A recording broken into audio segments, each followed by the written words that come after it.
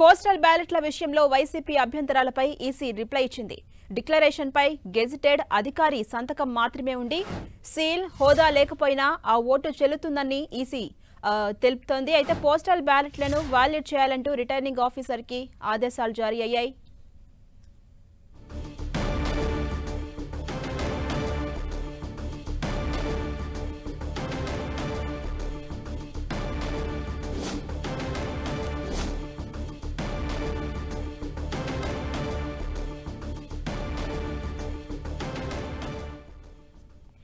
Postal బ్యాలెట్ల విషయంలో YCP అభ్యంతరాలపై EC reply ఇచ్చింది.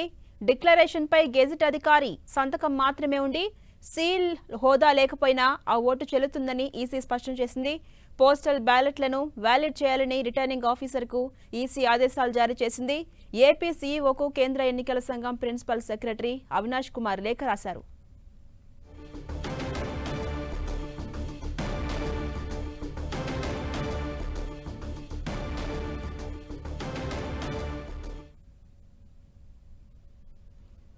ఇదే అంశంపై మరింత సమాచారం మా ప్రతినిధి విజయ్ చంద్రన్ అందిస్తారు. విజయ్ చంద్రన్, పోస్టల్ బ్యాలెట్ల విషయంలో వైసీపీ ఏవైతే అభ్యంతరాలు చెప్పిందో దానికి ఈసీ రిప్లై ఇచ్చింది. అప్డేట్స్ ఏంటి?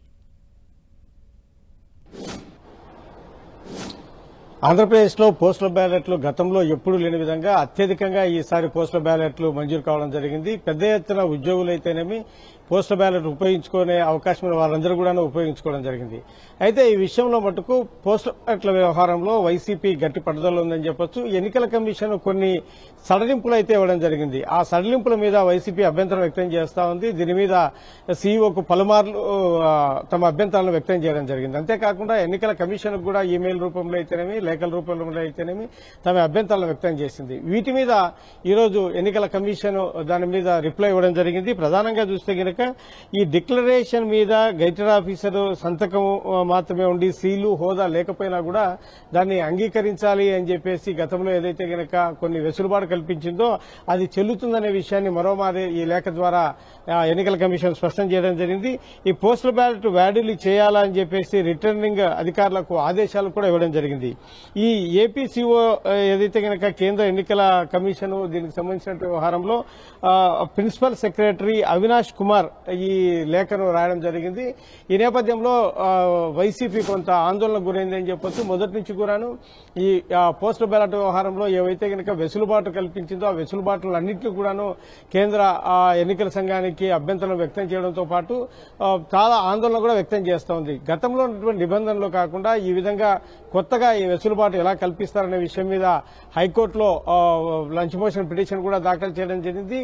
ఎన్నికల కమిషన్ నుంచి తమకు సంబంధించినటువంటి ఈ అభ్యంతరాల మీద తమకు అనుకూలంగా ఏదైనా కూడా ఉత్తర్వు వస్తుందేమో అని చెప్పేసి వైసీపీ భావించింది. అయితే ఎన్నికల కమిషన్ నుంచి ఏదైతే కనుక గతంలో ఇచ్చినటువంటి మెమో దానికి అది సరైందే, అదే కొనసాగుతుందని చెప్పేసి కేంద్ర ఎన్నికల సంఘము స్పష్టం చేసిన నేపథ్యంలో ఇంకా గత్యంతరం లేని పరిస్థితుల్లో వైసీపీ న్యాయస్థానాన్ని ఆశ్రయించింది. దానికి సంబంధించిన లంచ్ మోషన్ పిటిషన్ కూడా దాఖలు చేయడం జరిగింది.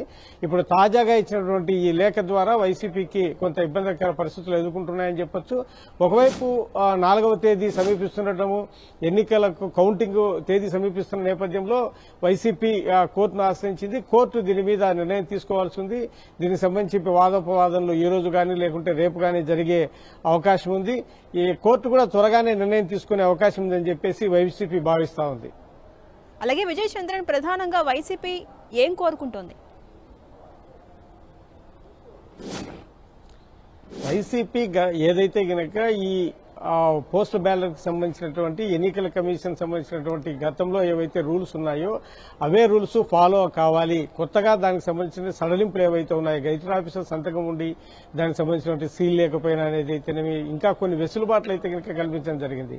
అంటే ఎన్నికల కమిషన్ ఒకటి చెప్తా ఉంది, పోస్టల్ బ్యాలెట్ అప్లై చేసుకున్న వాళ్ళందరూ కూడాను అందరి ఓట్లు చెల్లుబాటు అయ్యే విధంగా చూడాలనేటువంటి ఉద్దేశంతో ఎన్నికల కమిషన్ ఉంది. అంటే ఓటు హక్కు ప్రతి ఒక్కరూ ఉపయోగించుకోవాలి.